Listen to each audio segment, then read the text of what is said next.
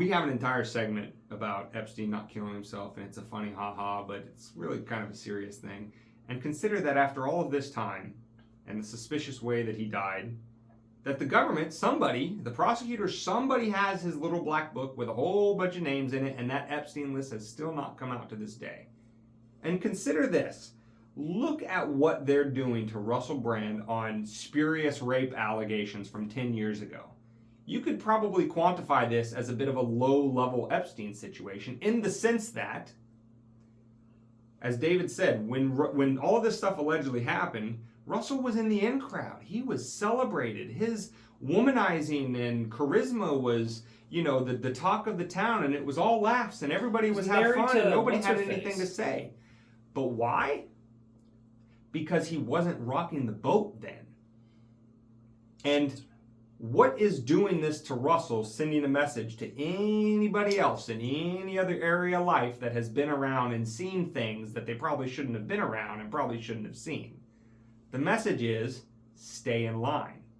And as we talked about with the Epstein, and we've talked about plenty of times before, the biggest story in that whole thing that the legacy media refuses to cover is the fact that very, very powerful people were doing things or saw things that they should not have been around or seen.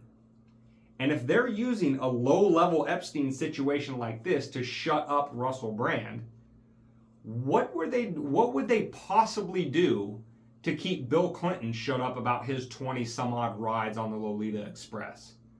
What would they do to keep Bill Gates quiet about all his fraternizing with Epstein?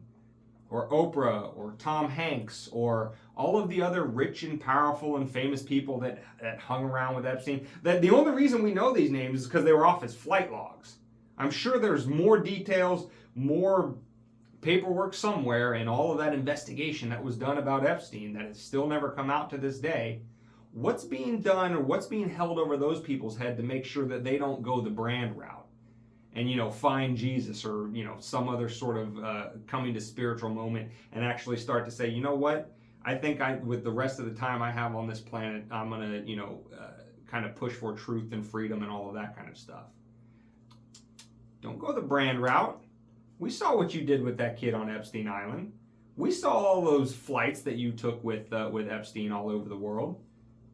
And so if they're doing this to Rusell Brand for having the temerity to go against the grain in terms of telling what he thinks is the version of the truth versus what the mainstream media wants you to believe is the truth, what are they doing to all those rich and powerful people that allegedly represent you in some cases like Bill Clinton, or that you look up to in the form of celebrities, or that have an outsized impact on global governance in the terms of the way Bill Gates affects foreign governments all over the world through his Bill and Melinda Gates Foundation? What's hanging over their heads? What would they say about Bill Gates if he ever tried to be like Brand and say, yeah, I've seen some stuff and it's bad and it's just as bad as you think and worse? So, again, if they're doing it to Brand for this, they would do it to them too. And those people are actually running your life. Rusell Brand isn't. You can choose to turn his channel off if you want. You can just say, oh, well, he's spreading misinformation, or he's, any sort of dismissible claim that you want to make about him. Those people actually run your life. What's hanging over their heads?